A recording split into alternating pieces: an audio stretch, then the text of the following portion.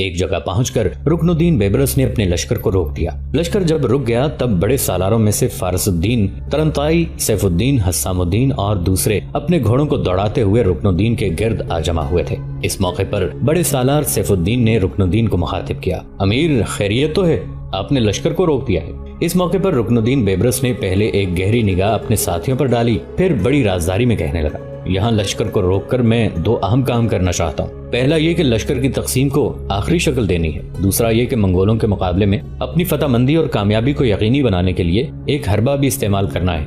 رکن الدین رکا، کچھ سوچا، پھر دوبارہ اپنے سالاروں کو مخاطب کر کے وہ کہہ رہا تھا، میرے بھائیوں، لشکر کو دو برابر حصوں میں تقسیم کرتے ہیں۔ ایک حصے میں عرب اور انتہائی جنوبی مصر کے ہورا قبائل ہوں گے۔ یہ لوگ تلوار کے دھنی ہیں، اسلام پسند اور مسلمانوں کے لیے ہر قسم کی قربانی دینے کے لیے پیش رہنے والے ہیں۔ ان سے میں ایک ایسا کام لوں گا کہ منگولوں کو حیرت میں ڈال کے رکھ دوں گا۔ لشکر کے دوسرے حصے میں ترک اور مصری سے شامل ہوں گی۔ میرے بھائیوں، میرے ساتھیوں، لشکر کی تقسیم کے تھوڑی دیر بعد یہاں سے کوچ کیا جائے گا۔ لشکر کا وہ حصہ جس میں عرب اور ہورا قبائل ہوں گے وہ آگے جا کر دو حصوں میں تقسیم ہو جائیں گے، ایک حصے میں ہورا رہیں گے، دوسرے میں عرب کے بدو۔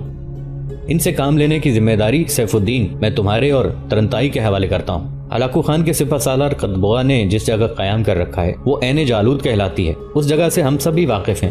سیف الدین اور ترنتائی، تم دونوں اس لشکر کو لے کر اس میدان میں ذرا فاصلے پر گھات میں چلے جاؤ گے جو شاہراہ عین جالود کے اس حصے میں داخل ہوتی ہے۔ اس شاہراہ کے ایک طرف عرب اور دوسری طرف ہورا قبائل رہیں گے اور تم دونوں ان کی نمائندگی کرو گے۔ یوں جانو تم ان لشکریوں کو لے کر گھات میں چلے جاؤ گے جبکہ میں اور دوسرے سالار آگے بڑھیں گے۔ حسام الدین بھی ہمارے ساتھ ہوگا۔ یہاں تک کہنے کے بعد رکن الدین کچھ دیر کو رکا، پھر اپنی بات کو آگے بڑھاتا ہوا وہ کہہ رہا تھا، میں آگے بڑھ کر منگولوں کے سامنے صف آرا ہوں گا۔ منگولوں کے طریقہ واردات اور ان کی جنگی ہنرمندی سے تم بھی واقف ہو، میں بھی اچھی طرح آگاہ ہوں۔ سب سے پہلے میں ان کے سامنے جاؤں گا، وہ صبر و تحمل سے کام نہیں لیں گے، فوراً میرے ساتھ جنگ کی ابتدا کریں گے، چنانچہ میں بھی ان کے لیے تیار ہو جاؤں گا۔ کچھ دیر میں انہیں روکوں گا، اپنے مصری بھائیوں اور اپنے مملوک لشکریوں کو ان سے تھوڑی دیر کے لیے قوت آزمائی کا موقع دوں گا۔ ہمارے مملوک لشکری سے ہی منگولوں سے تنگ بیٹھے ہیں، جتنے مظالم انہوں نے مملوکوں پر کیے ہیں کسی پر نہیں کیے، اور یہ ان سے انتقام لینے کے لیے بے چین بھی ہو رہے ہیں۔ تھوڑی دیر کی جنگ اور ٹکراؤ کے بعد آخر میں اور فارس الدین پیچھے ہٹنا شروع ہو جائیں گے،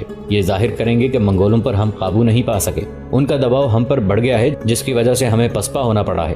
ہماری اس پسپائی کو منگولوں کا سالار قطبوغا اور اس کے لشکری اپنے لیے نعمت عظمیٰ خیال کریں گے، لہٰذا ہمارا تعاقب کرنے کے لیے ہم پر مزید دباؤ بڑھائیں گے۔ ہم پیچھے ہٹتے ہٹتے اس جگہ آئیں گے جہاں عرب قبائل اور ہورا قبائل نے تمہارے ساتھ گھات لگا رکھی ہوگی۔ جو ہی منگول ہمیں دھکیلتے ہوئے وہاں آئیں، تم عربوں اور ہورا قبائل کے ساتھ دائیں بائیں سے نکل کر منگولوں کے پہلوؤں پر حملہ آور ہو جانا اور سامنے کی طرف سے دیکھنا میں اور فارس الدین مڑ کر کیسے ان پر حملہ آور ہو کر تیزی سے ان کی تعداد کو کم کرتے ہیں۔ یہاں تک کہنے کے بعد رکن الدین بیبرس دم لینے کے لیے رکا، پھر اپنے سالاروں کی طرف دیکھتے ہوئے کہنے لگا، اب بولو تم کیا کہتے ہو؟ اس پر فارس الدین سب کی نمائندگی کرتے ہوئے کہنے لگا، ہمارے عزیز بھائی، ہم نے کچھ نہیں کہنا، جو تدبیر اور منصوبہ بندی آپ نے کی ہے یوں جانو یہی حرف آخر ہے اور اسی کے مطابق ہم منگولوں پر ضرب لگائیں گے۔ فارس الدین کا یہ جواب سن کر رکن الدین بیبرس خوش ہو گیا تھا۔ اس موقع پر سیف الدین اور ترنتائی نے بھی اس تجویز سے اتفاق کیا۔ اس کے بعد لشکر کو دو حصوں میں تقسیم کر دیا گیا۔ کچھ دیر لشکر وہاں رکا رہا، سورج غروب ہو گیا، مغرب کی نماز بھی لشکر نے وہیں ادا کی۔ پھر جب رات گہری ہو گئی تب رکن الدین بیبرس اپنے لشکر کے ساتھ اس رفتار سے حرکت میں آیا کہ صبح کے وقت وہ قطبوغا کے لشکر کے سامنے جا پہنچا۔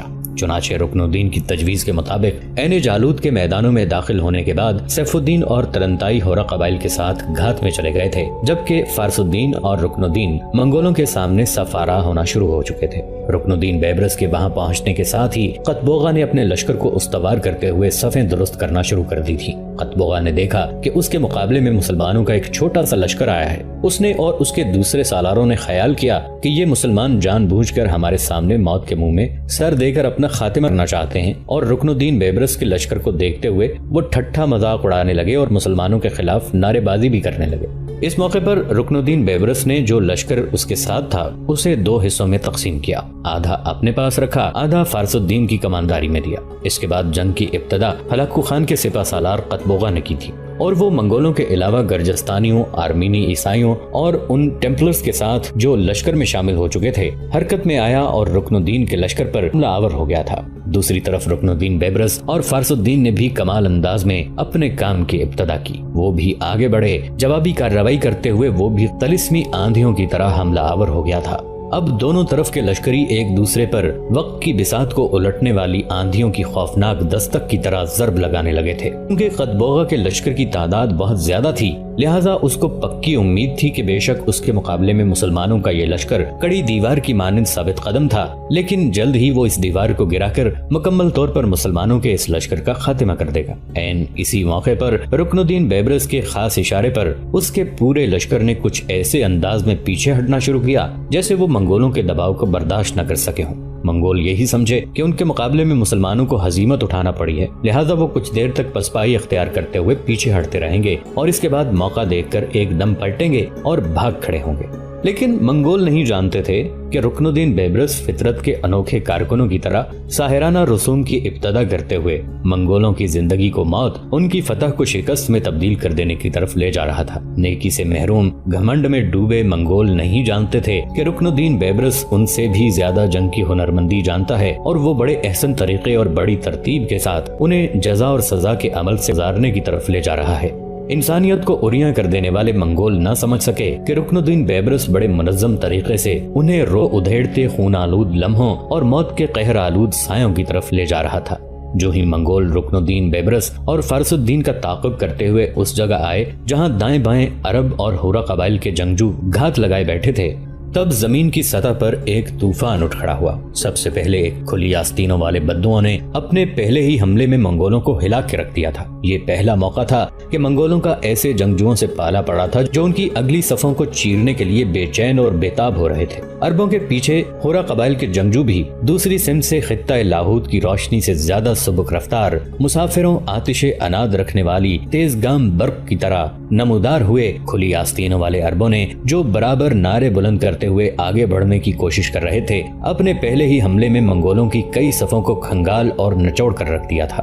منگول بڑے پریشان تھے کہ یہ کون سے جنگجو ہیں جو ایک دم اس طرح بے باکی اور بے خوفی سے ان پر حملہ آور ہو رہے ہیں۔ وہ تو یہی سمجھے تھے کہ دنیا کی ہر قوم ان سے ٹکراتے ہوئے خوفزدہ ہوتی ہے اور ان کا سامنا نہیں کر سکتی۔ وہ یہ بھی سوچ رہے تھے کہ تھوڑی دیر پہلے مسلمانوں کا لشکر ان کے سامنے خوفزدہ ہو کر پسپا ہوا تھا، لیکن یہاں کھلی آستینوں والے عربوں نے اپنے سامنے الٹا منگولوں کو خوفزدہ کرنا شروع کر دیا تھا۔ اور دوسری طرف سے جنگجو اور حرب و ضرب کا کمال رکھنے والے ہورا قبائل نے جب منگولوں کو اپنی تلواروں کی تیز دھار پر رکھا، تب منگولوں کے لشکر میں ایک چیخو پکار اٹھ کھڑی ہوئی تھی۔ یہ پہلا موقع تھا کہ منگولوں کا ایسے صحرائی جنگجو بدوؤں اور ہورا قبائل جیسے خوفناک مجاہدوں سے پالا پڑا تھا۔ منگولوں نے اپنی طرف سے پوری کوشش کی کہ دائیں بائیں پوری طاقت صرف کرتے ہوئے عربوں اور ہورا قبائل کو پیچھے دھکیل دیں، لیکن انہوں نے جتنی کوشش کی، فلسطینوں والے عرب اور ہورا قبائل کے جنگجو اتنا ہی زیادہ ان کے اندر گھستے چلے گئے۔ اور پھر عین اسی لمحے جب سامنے کی طرف سے رکن الدین بیبرس اور فارس الدین نے ایک دم رکنے کے بعد منگولوں پر جو خوفناک حملے شروع کیے، تب منگولوں کے لشکری بڑی تیزی سے لاشوں میں تبدیل ہونے لگے تھے۔ اس موقع پر منگولوں نے اندازہ لگا لیا تھا کہ عین جالوت کے میدانوں میں ان کا پالا ایسے مسلمانوں سے پڑا ہے جو پیچھے ہٹنے کی بجائے صرف پیش قدمی جانتے ہیں، جو پسپا ہونے کی بجائے دشمن کی صفوں میں آگے تک نکل جانے میں ایک دوسرے سے سبقت لے جانا زیادہ پسند کرتے ہیں۔ کچھ دیر تک ہولناک ٹکراؤ جاری رہا۔ اس ٹکراؤ کے دوران منگولوں کے سپہ سالار قتبوغہ کو گرفتار کر لیا گیا۔ اس کے ساتھ اور بہت سے سرکردہ منگول سرداروں کو گرفتار کر لیا گیا تھا۔ اس کے علاوہ بہت سے منگول لشکری بھی گرفتار ہوئے تھے۔ دوسرے منگولوں نے جب دیکھا کہ انہیں تو شکست فاش کا سامنا کرنا پڑا ہے، ان کا سپہ سالار قتبوغہ بھی گرفتار ہو گیا ہے اور بہت سے منگولوں اور سرداروں کو گرفتار کر لیا گیا ہے، لہٰذا باقی منگول سر پر پاؤں رکھ کر اپنی جانیں بچانے کے لیے جس کا جدھر منہ اٹھا بھاگے ہوئے۔ فلسطین کے عین جالوت کے میدان میں منگولوں کی یہ پہلی بدترین شکست رکن الدین بیبرس کے ہاتھوں ہوئی اور اسی جنگ میں مسلمانوں نے منگولوں کو ادھیڑ کر رکھ دیا تھا۔ مورخین اپنے الفاظ میں اس ہولناک اور کرب خیز جنگ کا نقشہ کچھ اس طرح کھینچتے ہیں۔ یہ جنگ بروز جمعہ 15 رمضان المبارک کو مسلمانوں اور منگولوں کے درمیان ہوئی۔ دونوں لشکر عین جالوت کے مقام پر ایک دوسرے کے سامنے ہوئے۔ اس گھمسان کا رن پڑا کہ ارض و سما کانپ اٹھے۔ رکن الدین بیبرس نے اس مارکے میں حیرت انگیز عسکری صلاحیت کا مظاہرہ کیا۔ اس نے اپنے لشکر کے بہترین دستوں کو گھات میں بٹھایا، دوسرے لشکر کو وسیع رقمے میں پھیلا کر منگولوں کے سامنے آیا۔ منگولوں نے پوری قوت سے مصریوں پر حملہ کیا اور ان کو پیچھے دھکیلتے ہوئے اندھا دھند آگے بڑھنے لگے۔ رکن الدین بیبرس نے اپنے سواروں کو ہدایت کی تھی کہ وہ جم کر مقابلہ نہ کریں بلکہ منگولوں کے حملے کا آغاز ہوتے ہی آہستہ آہستہ پیچھے ہٹنا شروع کر دیں۔ چنانچہ انہوں نے اسی کے مطابق عمل کیا، یہاں تک کہ منگول ان دستوں کی زد میں آ گئے جو گھات میں بیٹھ کر منگولوں سے دو دو ہاتھ کرنے کے لیے بےتاب ہو رہے تھے۔ اس کے بعد یکایک وہ تکبیروں کے نعرے بلند کرتے ہوئے اپنی کمین گاہوں سے باہر نکلے اور منگولوں پر ٹوٹ پڑے۔ اس سے پہلے کہ وہ خود کو سنبھال سکتے، انہوں نے ان کے ہزاروں لشکریوں کو موت کے گھاٹ اتار کر رکھ دیا تھا۔ مورخین مزید لکھتے ہیں کہ قطبوغا کے لیے یہ حملہ بالکل غیر متوقع تھا۔ اس نے اپنی صفوں کو دوبارہ آراستہ کرنے کی بہت کوشش کی، لیکن اس کی سب تدبیریں دھری کی دھری رہ گئیں۔ مسلمانوں کے تیز و تند حملوں نے منگول لشکر کے پرخچے اڑا کر رکھ دیے۔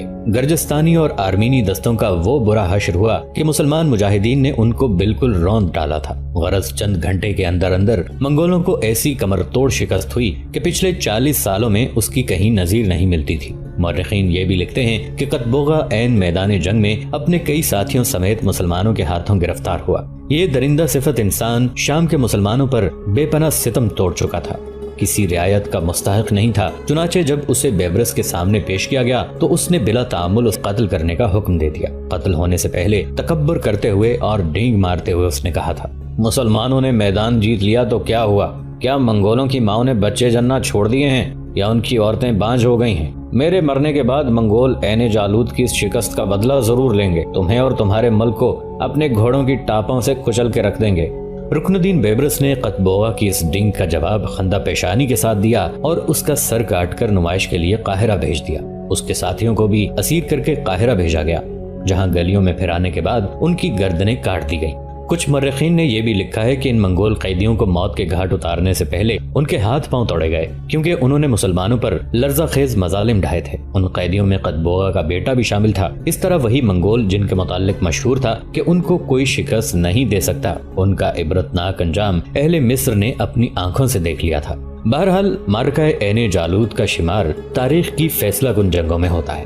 اگر خدا نخواستہ اس لڑائی میں مسلمانوں کو شکست ہو جاتی تو دنیا میں ان کے لیے کوئی جائے پناہ نہ رہتی، ان کی تہذیب و تمدن، تاریخ، ثقافت برباد ہو جاتی۔ چنانچہ تمام عالم اسلام میں اس فتح پر بے پناہ مسرت کا اظہار کیا گیا اور شکرانے کی نمازیں پڑھی گئیں۔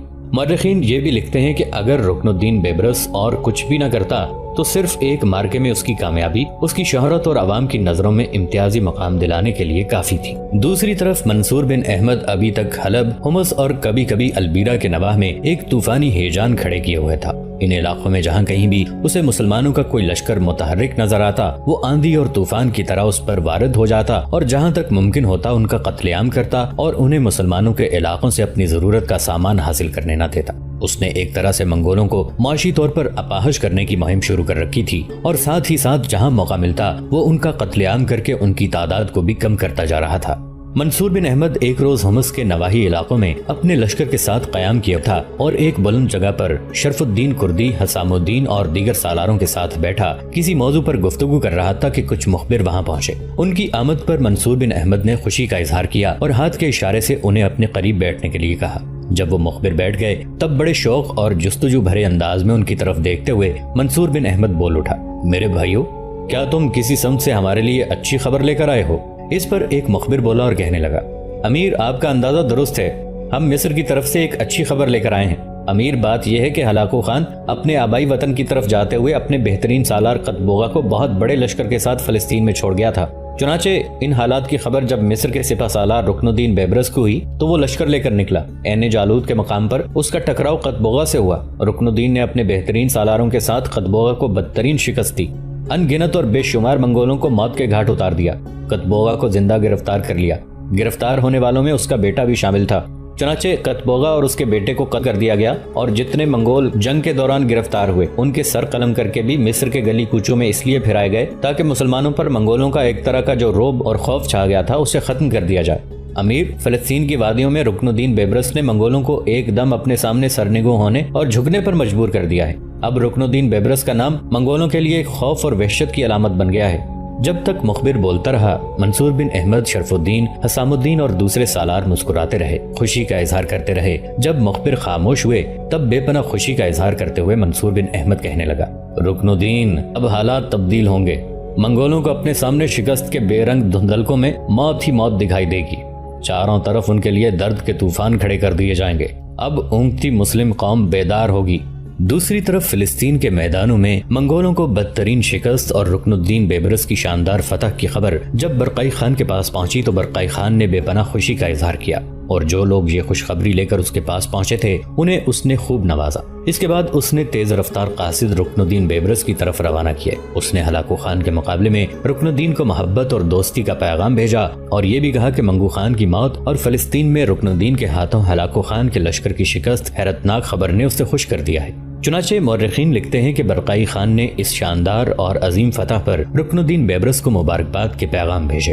مورخین مزید لکھتے ہیں کہ شاید ہی کسی کو کبھی ایسا خوشحال پیغام ملا ہو جس سے وہ اس قدر کام نکال سکتا ہو۔ چنانچہ رکن الدین کو چشم زدن میں معلوم ہو گیا کہ منگولوں کے خلاف سب سے بڑی طاقت اور حلیف اور ساتھی جو اسے مل سکتے ہیں وہ منگول ہی ہیں۔ چنانچہ اس نے قاہرہ میں برقائی خان کے بھیجے ہوئے قاصدوں کی بڑی خاطر مدارت کی، انہیں کنیزیں عطا کی، اپنے حلقے میں انہیں اعلیٰ عہدوں سرفراز کیا اور ان میں سے کچھ کو اس لیے روک لیا تاکہ وہ مملوکوں کو منگولوں کی جنگی ترکیبیں سکھائیں، اور دوسروں کے ساتھ اپنے سفیروں کو برقائی خان کی خدمت میں روانہ کیا۔ اپنے سفیروں کی روانگی سے پہلے اس نے اچھی طرح پوچھ گچھ کر کے دریافت کیا کہ کیا برقائی خان کو کسی طرح کے تحفے پسند ہیں، اور پھر اس نے تحفتاً قرآن مقدس کا ایک نسخہ جس کے ریشمی جزدان پر سنہری کام تھا اور ہاتھی دانت اور سندل کا ایک مرصع تخت بھیجا، زرتار مسلح نقرئی دستوں کی نفیس تلواریں، ریشمی زرے کی دمشقی کمانیں، اعلیٰ درجے کے گھوڑے، سبا رفتار اونٹ، جنگلی گدھوں کا ایک گلہ، جراف جس کے ساتھ منقش زینے تھیں، ایک کلاه یعنی امامہ جو مکہ معظمہ میں حج کے زمانے میں پہنی گئی تھی، وہ بیچی۔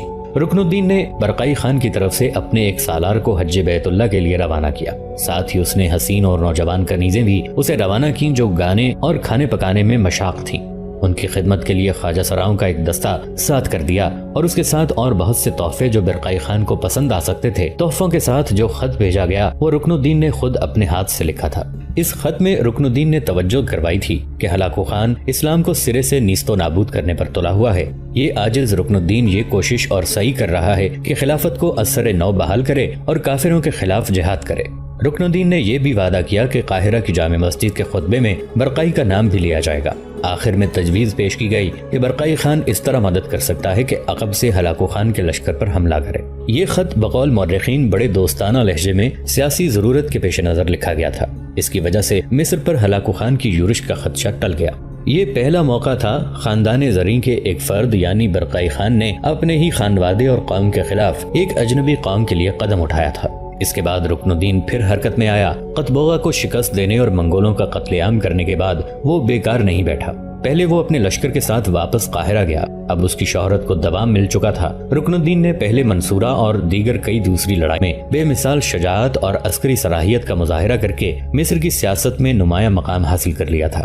لیکن عین جالوت میں جو اس نے منگولوں کو بدترین شکست دی، ایک تو اس کی یہ فتح عالم اسلام بالخصوص اہل مصر کی نگاہوں میں بڑی اہمیت اختیار کر گئی تھی اور وہ مصریوں کی آنکھوں کا تارا بن گیا۔ چنانچہ جب وہ مظفر و منصور قاہرہ واپس گیا تو اہل مصر نے بڑے جوش و خروش سے اس کا استقبال کیا اور اس کی درازی عمر کی دعائیں مانگی۔